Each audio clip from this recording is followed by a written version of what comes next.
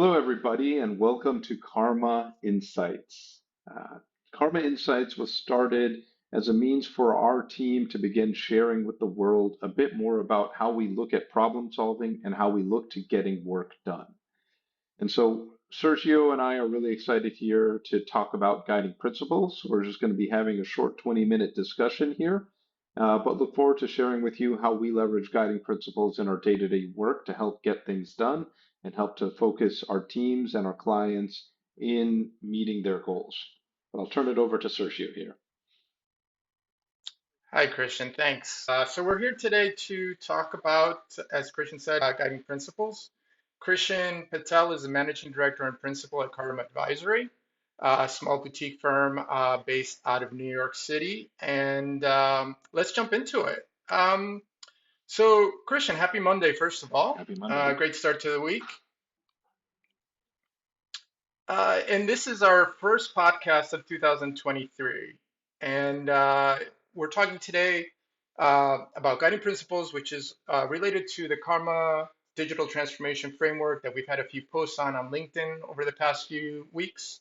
And we're just going to dive a little bit deeper into the guiding principles component of that. And I wanted to start, just to ask a general question.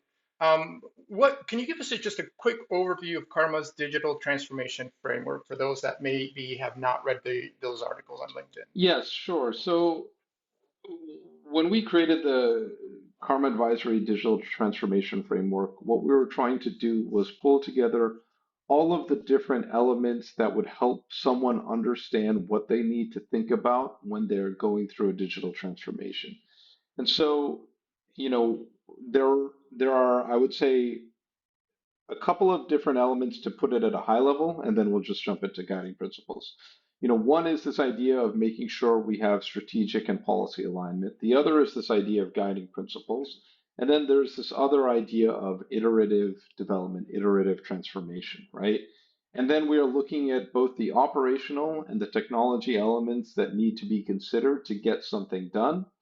And I think at the end of the day, the big ethos that we try to do at Karma is bring this idea of iterative solutioning on all levels, right? Everyone thinks about, hey, let's do sprints for getting a software product out the door. But the same thing actually occurs in operations, in policy, etc. You're always making versions, and the faster you can do versions, the more you can get done because you're getting forward momentum. And then that's where we get into guiding principles is you still want to make sure you're going in the right direction. So the guiding principles is our North Star on how to make sure that what we are doing, the changes we're making are all oriented in the right direction. Gotcha. So it sounds like the guiding principles component of the framework is sort of the way that you make sure you stay on track while all those other elements of the framework are still happening, right? And as change comes to the project, or as decisions need to be made, the guiding principles are always going to be there to sort of help keep the team focused on things. Does that sound like what you're saying? 100%, 100%. It's like, it's this idea that you're working on something, and when you actually create something and then everyone looks at it, then they finally understand all the things that are wrong, right? Then they really start to see, oh, well, no, that's not actually what I meant. I actually meant this, not that. And then you start to understand the guiding principles, or let's even call it the lines in the sand or the lines in cement that you're like, we are not going to cross that line. That's just not the path we want to go down. And so, in my mind, when we say guiding principles, the way that I think about it is this goal of continuing to codify our principles or clarifying statements to support decision making. And if we're able to do that, and if we're able to communicate that and make sure everyone understands that well, then you can begin to federate decision making. Got it. So let me ask you this question. So guiding principles are often associated with the mission vision component of an organization, right? But in this case, we're really talking about a particular project, digital transformation, right? So let's say you've got a CIO that you're working with and helping out. and you start talking to them about guiding principles, right? How did these guiding principles differ, or how are they alike to the kind of guiding principles that an organization might set at the organizational level, right, to guide the organization and the long-term strategy? Yeah, totally. Yeah, so I think, a lot of organizations, they do, the mission, vision, goals, objectives kind of thing. And they might even have like this idea of guiding principles at that same layer there. At the end of the day, your hope, our intention is always to see if we can create traceability from those mission, vision, goals, and objectives to the guiding principles. So we make sure that there's actually alignment, right? Um, and when there is an alignment, then that actually brings up a lot of good questions, right? One is it's like, all right, are we not being nuanced and detailed enough at the high level? Or are we not thinking about something at the high level or at the and more at the project level? Has this new change forced us to think differently about how we're doing our work, right? Or do we need to actually think differently about how we're planning on executing on this project? Whether it's requirements, whether it's an operational change, whether it's a policy change, a strategy change, etc. So what I view it as is it's all of the said and unsaid things that'll probably make folks uncomfortable if you just say it, or it'll make folks uncomfortable, but then the moment you say it and everyone starts talking about it, they're like, oh yeah, I guess we really do need to think about that. We can't just skirt that under the rug here. We got to talk about the elephant in the room to really make progress.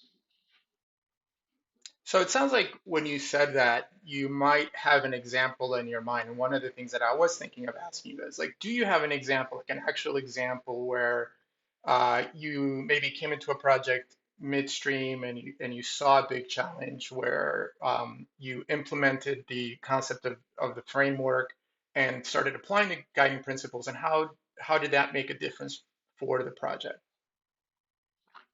Yeah,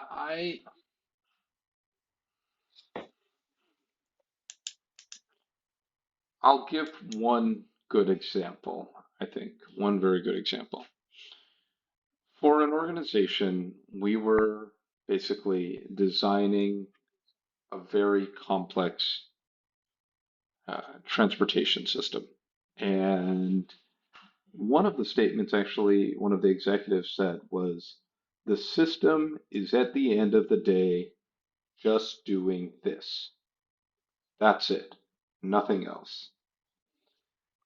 And, in that one meeting, it was just an offhand comment. But we basically use that comment to help bring organization to all further discussions.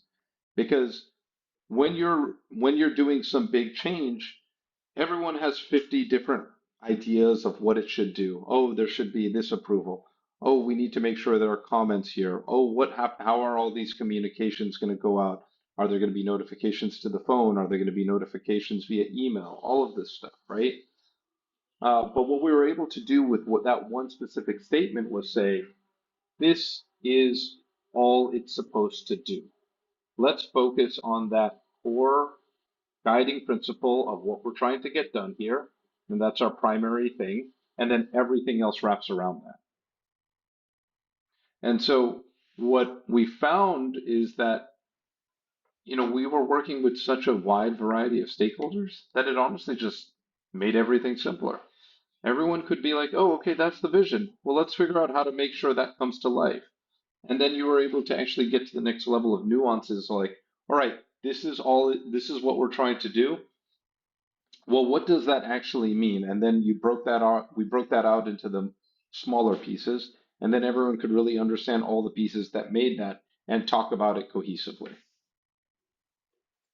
Gotcha, understood. So uh, if we were to take sort of an alternate perspective on this, and say a CIO comes to you and asks you, okay, I'm going to start this big transformation project. I need your help in setting it up in the right way. when you get to the part of the guiding principles, what kind of tips might you give, or to the leadership team in general, about how to go about thinking of the guiding principles and how to sort of some tests they might be able to apply to make sure that the guiding principles they're coming up with will work and are pertinent to what they're trying to do. Uh, the best way that I look at a guiding, the way that I look at it is to say, take that guiding principle and stress test it across a bunch of use cases. Well, how does it work in this example? How does it work in that example? Is it detailed enough? Or is there more information we could put to it? And sometimes we'll have a guiding principle and then you'll have a bunch of descriptive statements to really explain what that means. But every time you find a way to test it and to make sure it's like fitting the bill, then you understand a bit more about the details and what it means. And so oftentimes I'll say, yeah, you can have your high level guiding principle. Like a real fun and easy one is like, every single organization wants to have data integrity, right? I hope so, right? Um, but what does that actually mean? How does that like what quality assurance processes is that organization putting in?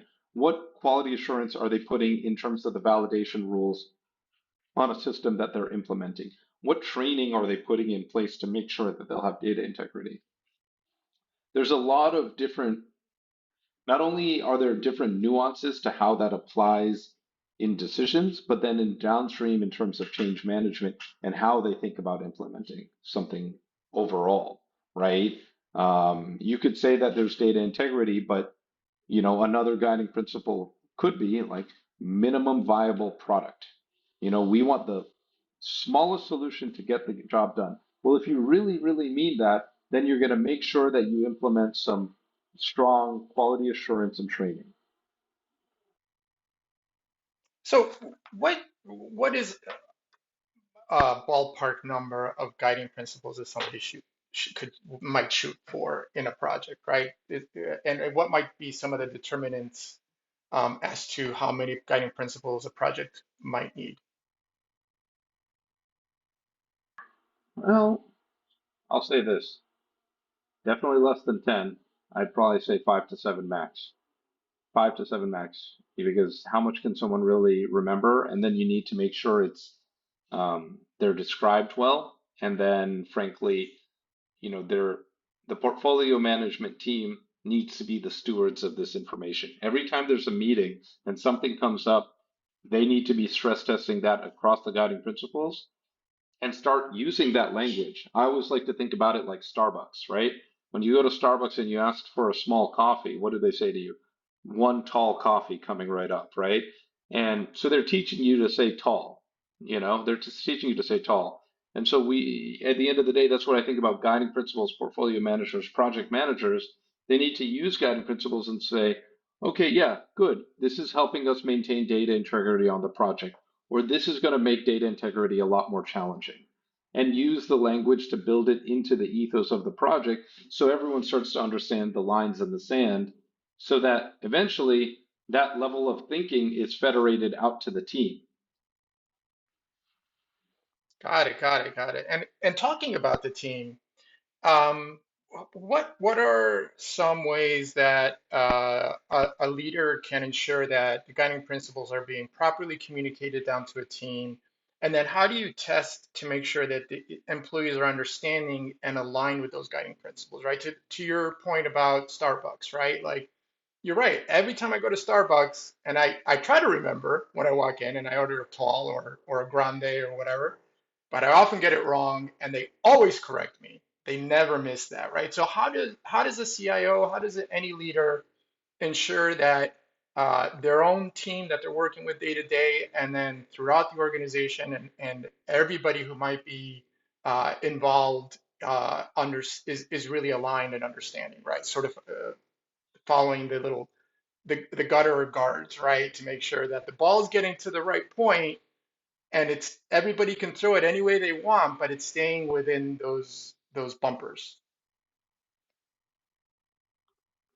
Yeah, that's a great question, Sergio. I would say this, and this might really bring everything full circle to the beginning of our conversation when we were talking about the Karma Advisory Digital Transformation Framework. I think it's this idea of looking at things very iteratively. Everyone's going to come into a project, they're going to have their own way of looking at it. And it's important to know where you're starting. And then you have a check it. And then as folks are talking about how they're thinking about something, that's the time for a project manager, a leader to say, well, let's remember what our guiding principles are. And if we understand that, would we make that decision, that choice? And so it's all about choices, it's all about decisions, right? And so whenever someone is making a choice, are we making sure they understand why they made that choice? Because if they understand why they made that choice, then they can compare it to what the guiding principles are, and then they can figure out a path forward. They can understand how that is or is not aligning with the guiding principles over the project. But it is on the leader of the project to keep bringing it back to that so that there's a, let's call it a personal trainer of guiding principles, right? You need to, someone has to be focused on bringing that in, uh, so that thinking is really federated out. It doesn't matter if the leader just is the only one talking about guiding principles. To your point, it's like, what good does that do anyone if they're the only ones talking about it? So, anyway, it's a good question, man. Good. Yeah, so it sounds like we all sort of have to be Starbucks It baristas does sound to like really that. get this to It work. does. Yeah, It does. yeah. And I love coffee, so who wouldn't want to do that? So let's turn this around a little bit. Uh, you mentioned a lot about iterative, Mm. right? The iterative process of making things better and building out good solutions. Uh, Would the iterative process also apply to guiding principles? Meaning you create the initial batch, and then as you go through, you realize, oh, we need to adjust this principle because it doesn't, pass a certain test or it doesn't seem to be working for us. I totally agree. I totally 100%. It's like it's a living document. It has to be. And then throughout the project, you will learn more, things will change, the scope will change, the budget will change, the timeline will change, and that changes decisions you'd make, right? And so you have to be more nuanced based on that and continue to change and update them. And then, that's the hard part here is we often forget that even as folks leading a transformation, we're also engaging not only in change management for whatever solution we're implementing, but also within the team. We're constantly having to deal with the changes in decision making and how we communicate that out, uh, so that everyone can move in the same direction, hopefully, right? Yeah, it sounds like being flexible, understanding, we need to maybe look again at some of the things that you've defined earlier on in a project is important, right? It's not all set in stone and it's not frozen, right? So it's not a static thing. Yeah, sounds great. So let me put you on the spot a little bit Sure. here and ask you, you're basically own Karma Advisory. You've thought about this a lot. So can you tell us a little bit about maybe one or two guiding principles that you've applied to your company and how they've made an impact for Karma Advisory or a client or any story you can tell us behind a couple of those guiding principles. Sure. Well, I'll start off by saying this. One of the things that